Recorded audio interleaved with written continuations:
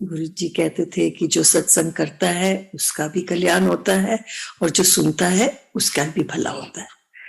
सो गुरु जी इसकी मर्जी से ही हम सत्संग करते हैं। और कितनी बार सत्संग करे हैं, हर बार कुछ ना कुछ दिमाग में नया आता है, कुछ कुछ बातें होती हैं। जब हम गुरु जी के पास गए थे 2003 में, तब ना तो कोई एक्सपेक्टेशन थी, जिंदगी के बहुत सारी चीजें हो चुकी थी। तो हम किसी दर पे तब जाते हैं, या तो हमें कोई इमोशनल प्रॉब्लम हो, फाइनेंशियल प्रॉब्लम हो, बच्चों की प्रॉब्लम हो, शरीर की प्रॉब्लम हो। तो दुनिया में सब तरीके की प्रॉब्लम्स होती हैं। तो मुझे शायद सभी तरफ की प्रॉब्लम्स थी जब मैं गुरुजी के पास पहुंची थी। तो गुरुजी ने मेरे से जाते ही एम्पायर स्टेट में पूछा था, कित्थों आई? मैं क्या गुरुजी न्यू फ्रेंड्स कॉलोनी तो कहते ने की चाहिए। मैं क्या गुरुजी मेहर चाहिए। कहते हो गई। सो आज तक गुरुजी की मेहर हमारे पे बनी हुई है। वो बिना मेहर के हम आगे बढ़ ही नहीं सकते। सो गुरुजी की मतलब इतनी मेहर है और सब पे कृपा करते हैं। एक नहीं कि मेरे पे है या किस पे है, अपने तरीके से जो भी उनके साथ जुड़ता है वो उसके ऊपर कृपा करते हैं। मैं जब गुरुजी के पास पहुंची थी तो मेरे को फिर से अपनी जर्नी शेयर करनी पड़ती है कि मेरे हस्बैंड की डेथ हो गई थी about now 32 years ago, which was I was about 32 then. तो तब मेरे बच्चे अर्पण 2 साल के भी नहीं थे और मेरी बिटिया आकृति वो तब 4-4.5 साल की थी। तो कभी ऐसा सोचा नहीं था कि ऐसा कुछ होएगा, क्योंकि I had lost my father. वो उनकी डेथ हो गई थी जब मैं 12-13 साल की थी। तो ऐसा लगा कि history can not repeat itself, तो ऐसे कैसे हो सकता है। तो वो सब चलता गया। फिर वही सब जैसे फैमिलीज में फैमिली प्रॉब्लम्स, ये प्रॉब्लम, घर की प्रॉब्लम, प्रॉपर्टी की प्रॉब्लम। इधर अर्पण was born with a genetic issue which is called achondroplasia, जिससे उसकी बोन्स नहीं ग्रो होती और वो उसको हर तरीके की तकलीफ थी। बाद में ये भी पता चला कि उसको लर्निंग डिसेबिलिटी है। तो ये सब चीजें हुई थी। फिर एक Arpan I will make Arpan share his journey अपने आप आफ्टर सम टाइम। तो मतलब इतनी सारी चीजें हो चुकी थी। फिर मेरे को हेल्थ इश्यूज थी काफी सारी। मेरे को ब्लैडर ट्यूमर हुआ, उसकी 3 सर्जरीज हुई। उसके बाद मुझे अल्सरेटिव कोलाइटिस हुई और उसके बाद फिर किसी ने बोला तो मैं गुरुजी के दर पे गई थी। और फिर मैंने सोचा कि अब तो काफी हो चुका है, अब तो कुछ नहीं होना चाहिए। ऐसा नहीं होता। और गुरुजी एक ऐसा दर है जहां पर जब भी हम जाते थे, ना तो हमने एक नवे पैसे का मत्था टेका कि हमने कोई, बस हमें सिर्फ मिलता ही मिलता था, चाहे लंगर प्रसाद हो, चाहे आत्मिक आनंद हो। वो इतना ज्यादा मिलता था कि आपको एक पुल होती थी कि आप वापस मंदिर जाएं। और वहां उन्होंने हमें जोड़ा शब्द कीर्तन से और गुरबानी से। वो सिर्फ वहां पर गुरबानी चलती थी और हम लोग सब चुपचाप बैठ के वो गुरबानी का आनंद लेते थे। तो उसी में हमको ब्लेसिंग्स मिलती थी, उसी में हमको अपने मीनिंग्स मिलते थे। तो जब कोई जाता है तो हर एक की जिंदगी में कुछ ना कुछ उतार चढ़ाव, कुछ ना कुछ लगा रहता है। बट जब मैं गई थी तो मुझे आज अगर पूछा जाए कि मुझे सबसे ज्यादा क्या चीज मिली गुरुजी से, तो हाँ, उन्होंने हाथ दे के हर समय बचाया भी है, हर चीज को आगे बढ़ाया है। बट एक जो हम चीज ढूंढते हैं, ठहराव, एक एक एक इक्विलिब्रियम, तो मेरे को सबसे ज्यादा वो लगा कि एक जैसे कि एक सेंटरिंग हो गई कि एक मेरे को कि एक एक्सेप्टेंस आई कि भी ये जिंदगी ऐसे ही है। सो 3 चीजें मैं जो कहूंगी कि गुरुजी के दर पे जो हम सोचते हैं, पढ़ते हैं, पर एक्चुअल में प्रैक्टिकली जो उस रास्ते पे हमको ले जाती हैं वो है ग्रैटिट्यूड, सरेंडर और एक्सेप्टेंस। ये 3 चीजें हमें हमेशा, मतलब उसका चाहे हमें, ये नहीं कि हमने उसको मास्टर कर लिया या हम उसके ऊपर पहुंच गए हैं, बट एक उसकी एंट्री तो मिल जाती है, एक उसका हमें मीनिंग पता लगने लग जाता है कि यही है जिंदगी और उसके हुक्म के बिना कुछ नहीं हो सकता और उसी हुक्म में रहने का है। ये चीजें जो हैं ये हमें गुरुजी के दर से मिली। मैं एक सिख फैमिली को बिलोंग करती हूँ, काफी बार गुरुद्वारे में गई थी, बट मेरी रूट्स के साथ जो कनेक्शन हुआ है वो गुरुजी के पास ही आके हुआ है। मैंने कितनी बार अपनी फैमिली लेके जाती थी, करते थे, कभी इधर डावाडोल हो जाते थे, कभी इतना कीर्तन हमने सुना ही नहीं था। तो मेरा पहला शब्द जो मैं गुरुजी के पास गई थी वो था ताती वाव ना लगे। तो मेरा कनेक्शन गुरुजी के साथ वो ताती वाव ना लगे, और आज तक उन्होंने वो मतलब मेंटेन करा है कि हमको उन्होंने वो गरम, हमारी जो भी प्रॉब्लम्स हैं उनसे हमें एक बचा के रखा है। बचा के तो क्या रखना, जो जीव आया है उसने जाना ही है, बट जो यहाँ पर रह के हमारी लाइफ मीनिंगफुल बनानी और उसको एक्सेप्ट करना, ये गुरुजी के दर पे है। उन्होंने बहुत ही सिंप्लिसिटी से ये चीजें समझाई बिना कुछ कहे। गुरुजी कोई प्रवचन नहीं देते थे, कभी उन्होंने कुछ बताया नहीं कि ऐसे करो वैसे करो, बस यही कहते थे आया करो और शब्द कीर्तन सुनिया करो।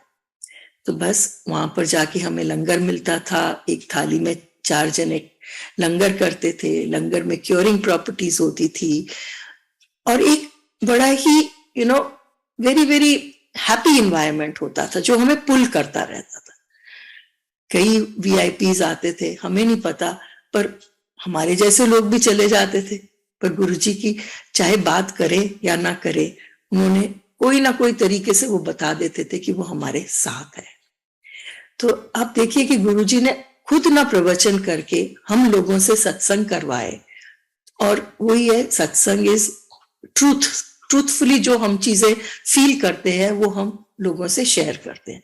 उसमें किसको कहां से कुछ मीनिंग मिलेगा ये हमें नहीं पता, बट यही है कि हमको एक सिंपल तरीके से, ना उसको बढ़ाना है ना चढ़ाना है, गुरुजी के गुणगान करने हैं। और यही गुरुजी ने सिखाया है कि एक सिंपल तरीके से रहना, एक सिंपल तरीके से सिमरन ते सेवा, ये भी गुरुजी ने सिखाई कि एक सिमरन, गुरबानी सुनिए, सेवा भाव। आज आप चले जाइए, बड़े मंदिर चले जाइए, कहीं भी चले जाइए, एक वो सेवा भाव हर चीज में होता है। जरूरी नहीं कि आपने सिर्फ मंदिर की सेवा करनी है, सेवा किसी भी तरीके से हो सकती है। आज जो हमको, मेरे को जो सेवा दी थी गुरुजी ने, एक बार एक शिवरात्रि पे बोला था 100 बंदे लेके आई, मेरे साथ एक भी बंदा चलने को तैयार नहीं था। तो बस जब गुरुजी की महासमाधि हुई उसके बाद पता नहीं कितने बंदे जोड़े गुरुजी ने, जब भी सत्संग किया कितने जुड़े, उन्होंने ही जुड़वाने थे, बट ये भी उन्होंने एक सेवा ही दी थी। और जब भी मैं बैठती थी, इसको बड़े मंदिर लेके आई, इसको बड़े मंदिर लेके आई, अब समझ में आता है कि शायद उन्होंने मेरे से ये सेवा लेनी थी। किसी से कुछ लेते हैं, किसी से किसी तरीके की सेवा होती है, पर शायद मेरी सेवा यही थी। गुरुजी हर चीज के लिए हाथ दे के बचाते हैं। अब मैं अपना सत्संग सुनाती हूँ। जब मैं ये सब प्रॉब्लम्स के बाद मेरा जब ये मेरी अल्सरेटिव कोलाइटिस इतनी खराब हो चुकी थी कि मेरे को इतनी ब्लीडिंग होती थी, इतना मतलब अल्सर्स होते थे, स्टेरॉइड्स दिए जाते थे, कुछ हजम नहीं होता था। I think I used to pass 30-40 stools a day, और इतनी पेनफुल होती थी। तो कैसे गुरुजी ने मेरे को एम्स में भेजा। I was sent to the one of the best gastro persons there. तो वहां पर उन्होंने जब देखा, और मैं कह रही हूँ कि गुरु, जब उन्होंने कोलोनोस्कोपी करी, मैं कह रही हूँ गुरुजी कोई अपना बताओ तो सही कि आप हो, और हम भूल जाते हैं, कह के भी भूल जाते हैं। और जब उसने करी तो वो बड़ा वरिड लग रहा था डॉक्टर। तो सामने मैं देखती हूँ एक लेडी आई हुई है, वहां पर वो खड़ी थी, उसने बहुत बड़ा सा पेंडेंट गुरुजी का पहना है। वो मेरे को बता तो रहे हैं कि वो है साथ में, बट हम लोग देखते ही नहीं। खैर उन्होंने देख के कहा कि भी आपकी इंटेस्टाइन इतनी खराब हो चुकी है कि हमें इसको रिमूव करना पड़ेगा, कि आपकी लार्ज इंटेस्टाइन, नहीं तो ये कैंसर हो जाएगा। अभी तो लग नहीं रहा बट फिर भी बायोप्सी तो करानी पड़ेगी, आप जितनी जल्दी हो सके इसको रिमूव कराओ। अब अकेले रहते हैं, बिटिया की शादी हो गई है, कैसे करूंगी? तो मेरे को ऐसा लगा कि मैं, होगा कैसे? एनीवे उन डॉक्टर ने कहा कि एक बार आप घर जाओ, ये वाली मेडिसिन लो, अगर आपका ठीक नहीं होता तो आप मेरे को फिर से फोन करिए। मैंने फोन किया, जी बिल्कुल बहुत बुरी हालत है। बोले आ जाओ। उन्होंने मेरे को इमरजेंसी का एक एम्स में कोई बेड दिया, वो बिल्कुल आईसीयू के बाहर था। तो वहां पर मेरे को वॉशरूम यूज करना होता था, वो पब्लिक वॉशरूम था। मैं तो इतनी घबरा गई, मैंने कहा मैं तो यहाँ रुक नहीं सकती 1 मिनट, तो मुझे तो कहीं प्राइवेटली ले जाओ, मैंने तो जाना नहीं। पर गुरुजी ने जो सोचा हुआ था वैसे ही होना था। वो मैं निकली तो उस डॉक्टर ने खुद ही मेरे को एक प्राइवेट वार्ड में रूम लेके दिया, जिसका नंबर था 1006। सो ये बाद में चीजें पता चली कि how a number 7 was protecting me through out. तो 7 इसलिए मेरे ख्याल में महत्व रखता है। एक तो गुरुजी का बर्थडे था 7 जुलाई को, 7वें महीने को। बाकी 7 समुंदर होते हैं, 7 फेरे होते हैं, 7 जन्म होते हैं, कितना कुछ है जो 7 के साथ जुड़ता है। तो मेरे को उन्होंने उस कमरे में रखा, बोला कि आप देख लो। मैंने कहा नहीं, कोई मेडिसिन से ठीक करो। तो कुछ नहीं हो रहा था। डॉक्टर चला गया यूएस, कह के गया कि अगर आप, मैं लाइन अप करके जाता हूँ, इमरजेंसी सर्जरी अगर करवानी होगी तो करवा लेना। इतनी बुरी हालत थी कि कुछ नहीं हो रहा था। उन्होंने कोई इंजेक्शंस भी दिए विच वर वेरी वेरी एक्सपेंसिव, तो उससे भी कोई फर्क नहीं पड़ा। तो मैंने कहा अब जो करना है करो, कि मेरे से और बर्दाश्त नहीं हो रहा। सो फिर जो सर्जन था उसने कहा कि वैसे तो मेरी सारी मतलब स्लॉट्स बुक है, पर बुध पूर्णिमा वाला दिन है, तो मैं आपको शायद, अगर कोई नहीं आया तो मैं आपको उस दिन सर्जरी के लिए ले लूंगा। सुबह 10 बजे उन्होंने मुझे सर्जरी के लिए लिया। कैसे मेरे को अंदर किया, मैं गुरुजी का स्वरूप अपने पॉकेट में रख के गई थी। उन्होंने पहले जाते निकाला, बोले ये क्या है? मैंने कहा इनको साथ में रहने दीजिए। कैसे ही वो थिएटर नंबर भी 7 था। कैसे कैसे वो surgery, I think surgery lasted for कितने घंटे। सुबह 10 बजे की गई, शायद शाम को 5 बजे निकली हूँ। तो काफी बड़ी इंटेस्टाइन निकाल के, वो कहते कि इतनी खराब हो चुकी थी, एक पार्ट भी नहीं उसका सेव कर पाए। तो फिर आईसीयू में डाला गया। तो आईसीयू में जब गई तो वो भी सुबह सुबह जब नींद खुली तो बोले कि बेड नंबर 7 के रिश्तेदारों को बुलाओ, उनको बुलाओ। वही पता नहीं था कि बेड नंबर 7 मेरा ही है। फिर खैर फिर रूम में गई, फिर एक नए तरीके से जीना सीखना था, क्योंकि जो स्मॉल इंटेस्टाइन को मेरे स्टमक से निकाला गया और जो सारी वेस्ट थी वो एक एक्सटर्नल बैग में आने लग गई। अब मैं हाईली डायबिटिक हूँ, मुझे काफी सारी इंसुलिन के इंजेक्शन लगते हैं, बाकी नॉर्मल चीजें, ब्लड प्रेशर, बीपी, ये तो सबको होता ही है। बट ये सब के साथ सब कुछ एग्रेवेटेड था। तो कैसे कैसे बहुत टाइम लगा। मैं ऑलमोस्ट 1 महीना हॉस्पिटल रही। फिर जब मैं को रिलीव करना था तब भी ये 6 तारीख को मेरा बन गया डिस्चार्ज समरी, और फिर कुछ प्रॉब्लम हो गई और मेरे को डिस्चार्ज भी 7 को ही हुआ। सो गुरुजी ने अपना हाथ दे के बचाया और आगे करा। 1 साल निकल गया। मेरे को फिर आया कि मेरे से स्किन की बड़ी प्रॉब्लम हो जाती है, मेरे को नहीं ये बर्दाश्त होता। तो एक नया तरीका सुना था कि ये लोग कोई इसकी स्मॉल इंटेस्टाइन की एक पाउच बना देते हैं। तो मैंने बड़ी हिम्मत करके कहा कि नहीं, मैं तो करवा लूंगी। हालांकि डॉक्टर्स, मैंने कहा मैं डायबिटिक हूं, आप देख लीजिए कि अगर हो सकता है तभी करूंगी। उनके ऐसी तो कोई बात नहीं, कर देंगे, कईयों का करा है। जी मैं सेकेंड सर्जरी के लिए गई, तो आफ्टर ईयर एंड हाफ, तो उसके लिए जब गई तो वो तो इससे भी मेजर सर्जरी थी, मेरे को तो पता भी नहीं था। और जब उस सर्जरी के बाद बाहर निकली हूँ, उसमें तो और भी प्रॉब्लम्स हुई। और फिर जब मैं घर आ गई, उन्होंने कहा कि अब जाओ, थोड़ा टाइम लगेगा, आपको भूख भूख नहीं लग रही, पर फिर भी आप ठीक हो जाओगे।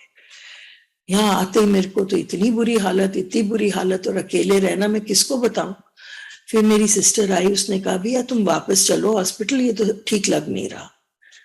फिर रिक्वेस्ट किया एम्स में कि फिर से एडमिशन मिल जाए, और फिर गई, और फिर मेरे को टोटल इलेक्ट्रोलाइट इम्बैलेंस था, जहां पर potassium high, everything was high, कुछ लो, कुछ मतलब कि इतना सब कुछ था कि वो कैसे कैसे, अगर कहीं और होती तो किडनीज पे इफेक्ट आ गया था, तो मेरे को डायलिसिस पे डाल दिया जाता, कुछ भी होता। ऐसा नहीं कि माड़ा टाइम नहीं आंदा, टाइम आंदा है। जो भी है गुरुजी हाथ देके, अब आपके साथ रह के आपको हिम्मत देते हैं। बस वही हॉस्पिटल में भी शब्द कीर्तन लगते थे, सुनते थे। एक बार हिम्मत भी आ गई कि इससे नहीं निकला जाएगा, कैसे किसी ने आके पुश किया, कैसे संगत आ जाती है आपके साथ बैठने के लिए, आपको पता ही नहीं चलता कि कैसे आपको फॉरवर्ड लेके जाते हैं। सो हेल्थ के इश्यूज होते हैं, इमोशनल होते हैं, गुरुजी ने मतलब हंसी खुशी, वो प्यार भी जो मिलता है तो आपस में संगत से ही मिलता है। आप उनके साथ बैठते हो, हंसते हो, सत्संग में जाते हो और खूब एंजॉय करके आते हो। एक चीज जरूर कहना चाहूंगी जो मेरे मन में आ रही है कि आजकल जो है ना सत्संग, वो बहुत इलेबोरेट होने लग गए हैं। हमारे गुरुजी बड़े सिंपल थे, उनको बड़ी सिंप्लिसिटी पसंद थी। ठीक है, चोले उनको जो पहनाए जाते थे वो बहुत ही अमेजिंग चोले पहनते थे, बट उसके अलावा जो तरीके से वो सब चीजें, लंगर दिया जाता था, ऐसी कोई फ्लावर डेकोरेशन नहीं होती थी, ऐसा इतना ज्यादा कुछ भी नहीं होता था। बस हाँ, एक भावना अच्छे से लोग आते थे। लंगर बड़ा सिंपल होता था, एक दाल, एक सब्जी, दो फुलके, मतलब गुरुजी ने मीठा दिया, ये करा, वो हाथ भर भर के दिया। बट ऐसा नहीं था कि जैसे आजकल, मतलब एक तरीके की पता नहीं कहना चाहिए भी कि नहीं चाहिए, बट हर एक की अपनी भावना है, बट वो कई बार अच्छा नहीं लगता, क्योंकि आप गुरुजी के लिए जा रहे हो, ना कि खाने के लिए जा रहे हो। आपको हमेशा गुरु को पहले रखना है, खाना पीना बाद में, और उनके गुणगान करने हैं, उनके गुणगान सुनने हैं, और अपने आप को आगे बढ़ाना है। अब ये नहीं है कि कोई, किसी ने कहा जी मैंने तो इतना प्रे किया। मेरी एक फ्रेंड थी, वो अभी कोविड में गई, यंग थी, उनके बच्चों को बड़ी नाराजगी हुई कि हमने तो इतना गुरुजी का जल भी पिलाया, सब कुछ किया, गुरुजी ने हमारी मम्मी को क्यों नहीं बचाया। पर देखिए, जो आए हैं हमारे, हम गुरुजी को बचा पाए? गुरुजी को भी तो जाना पड़ा। जो इंसान के रूप में आता है, इस धरती पे आता है, हमें जो चीजें करनी है, गुरुजी का काम था सबको कल्याण करना, सबके ऊपर अपनी ग्रेस देनी, वो करने आए थे। हमने जो अपने जीवन में जो चीजें हमने खत्म करनी है, या जो चीजें हमने एक्सपीरियंस करनी है, वो तो करके ही जानी है। तो इसके लिए ना तो रोना है, बस अपने आप को सेंटर करके आगे बढ़ाना है। मैं, मेरे पास अभी अर्पण बैठे हैं, वो मैं चाह रही हूँ कि वो भी अपना सत्संग अपने मुंह से सुनाए। जब अर्पण जी गुरुजी के पास गए थे तो इनकी स्पीच भी क्लियर नहीं थी, और आज आप देखिए, ये आपको खुद बताएंगे कि आज ये किस लायक हो गए हैं, और यही है कि गुरुजी क्या चीज है। थैंक यू गुरुजी। अर्पण आप बताइए प्लीज। जय गुरु जी। अंकल आवाज आ रही है मेरी? जी अंकल, बिल्कुल क्लियर है। ओके, जय गुरु जी। वेल, जैसे मम्मी ने पूरी सत्संग सुनाई थी, मैं अपना सत्संग एक शेयर कराता हूँ। 2003 में जब मैं, जैसे मम्मी ने मुझे शेयर कराई थी कि मैं गुरु जी है, हमको शब्द सुनाते थे, मुझे भी नहीं पता था गुरु जी कौन थे। तो मेरी मम्मी मुझे बोलती थी कि आज चलो मैं आपको गुरु जी से मिलवाता हूँ, लेके जाता हूँ। तो मेरे इमेजिनेशन में ऐसा आ रहा था कि कोई स्वामी बाबा कोई होगा, बट ऐसा कोई स्वामी बाबा नहीं है। मैं जब उसको, मतलब एक स्वरूप, दो स्वरूप को देखा था, तो मैं हैरान हो गया था थोड़ा सा कि ये कहाँ से आए। मुझे ऐसा लगा कि मुझे मिलना है, इंटरेस्ट आ रहा है, ऐसे कोई दूसरे स्वामी बाबा में है ही नहीं। तो दैट टाइम जब जब गुरुजी आए, बैठे, शब्द बजा था, फिर उसके बाद लंगर हुआ। लंगर के बाद जब मैं मत्था टेकने जा रहा था गुरुजी से, तो गुरुजी मेरे को देख रहे थे ऐसे ही मेरे शरीर के लिए कि I am in achondroplasia born as a dwarfism. तो मेरे को ऐसे देख के जब देख रहे थे, तो गुरुजी पहले देख रहे थे तो मम्मी को बोल रहे थे कि ये तेरा मुंडा है। तो मम्मी ने कहा हाँ जी गुरुजी। तो ऐसे की प्रॉब्लम है, मतलब क्या प्रॉब्लम है इसकी। तो मम्मी ने पूरी कहानी मेरी बताई थी, तो वो कुछ बोले नहीं थे। तो एक दिन उसने मुझे शायद लोटा दिया था, तो एक बार लोटा से ब्लेस भी करा दिया। अब मेरी जो स्पीच गाबर कैसे गुरुजी ने क्योर की, मैं थोड़ा सा शेयर करता हूँ। ये हुआ था कि शायद 2004 या 5 में, शायद गुरुजी के एम्पायर स्टेट के टाइम में मेनका गांधी आती थी, मुझे याद था। तो I was not even know any politicians और समवन। सो एक बार जब मेनका गांधी मेरे से बातें कर रही थी कि आप कि कैसे हो, आप क्या करते हो, कौन से स्कूल में पढ़ते हो, कौन सी क्लास में पढ़ते हो, तो मैंने शायद मेनका गांधी को ऐसे कुछ बताया था। तो मेरे को समझ भी नहीं आ रहा मेरे को गुरुजी से मिलवा रहे हो कि किसी और से मिलवा रहे हो, बात करा रहे हो। तो एक बार और जब मैं गया, मेरी मैं शायद एक बार मैंने मिस भी करा था, बट एम्पायर स्टेट में मेरा मन भी नहीं था। तो मम्मी मुझे पूछ रही थी साथ, मेरे कहा गांधी आपसे पूछ रही थी आप कहाँ थे। तो शायद एक गुरुजी ने बुलाया कि अभी आपको ठीक करने के लिए आए हैं। तो मैं ऐसे हैरान हो गया, जो शायद I was like very relaxed. 2005 में मैं एक और शेयर करता हूँ। 2005 में एक शेयर करता हूँ, मुझे एक बार गुड सिटीजन अवार्ड्स मिला था। तो एक बार मम्मी मेरे को स्कूल में फाउंडर्स डे में आई थी, मेरे को she was very proud to see I got award. And एक बार बोली थी कि गुरु चल एम्पायर स्टेट चलते ही गुरुजी को दिखाते हैं आप कि यू गॉट अवार्ड। तो एक बार हम जब एम्पायर स्टेट गए, मेरी मम्मी ने मेरे बैग में सर्टिफिकेट खोला और गुरुजी की तरफ से दिखाया, और गुरुजी बोले very good. I was like very blessed of my self. Okay, 2006 में एक और मैं शेयर करता हूँ। मैं शायद एक डायरी लिखता हूँ, शायद लैपटॉप में जर्नल, आई राइट अ जर्नल्स। सो एक बार मैंने जर्नल लैपटॉप में लिखा था ऐसे, शायद कंप्यूटर में, कि मैंने गॉड लिखा, गुरुजी नहीं लिखा था, मैंने गॉड लिखा था। एक बार मुझे याद था कि क्रिसमस ईव में मुझे ऐसे कोई दोस्त मिल जाए जो शायद अच्छा लग जाए, अच्छा हो। तो हुआ नहीं। तो मैं और मम्मी जब एम्पायर स्टेट गए थे on 24th of Christmas ewe में, तो एक अंकल मैं जब देखा था आगे, when I saw in front of him, it was, I think शायद उस जमाने में ही was in channel VJ. And अब जो आईपीएल का होस्ट भी करता है, क्रिकेट का भी होस्ट करता है, उसका नाम गौरव कपूर था, शायद ऋतु कपूर आंटी का बेटा। तो वो मेरे को ऐसे देखकर मेरे को थोड़ा सा एक्साइटेड हो गया था। तो एक बार मैं बहुत शॉर्टली मैंने नोटी, थोड़ा सा बदमाशी से मैं उसके साथ बैठा था। मैं गुरु जी ने ना मना भी नहीं करा था, ना बोला नहीं है कि तू किधर है, तू पीछे बैठ जा। जैसे मम्मी को मेरे को डांटती थी कि गुरुजी मम्मी को भी डांटती थी, तू पुरानी संगत है, तू पीछे बैठ जा, और मुझे आगे बैठाते थे। आई वाज लाइक कि गुरुजी ने मुझे ब्लेस करा दिया था। और तो उसके बाद फिर मेरा स्कूल भी खत्म हुआ था, गुरुजी ने मेरे को कॉलेज भी एडमिशन करा दिया था। और जैसे मम्मी ने, शायद आपने सत्संग सुनी थी पहले में, और 2013 में एक और सत्संग में शेयर करता था कि I was not good in studying college. एक बार मैं पढ़ाई करता नहीं हूँ मतलब ठीक से। तो एक बार मैंने कहा, कोई राइटर भी नहीं दे रहे थे, मतलब कि मना भी कर रहे थे, and they don't want to help with us. तो एक बार मम्मी गई थी बड़े मंदिर, एक मम्मी किसी आंटी ने मम्मी से बात करी, आंटी कहती आंटी मेरा बेटे ने 90% ले आया है।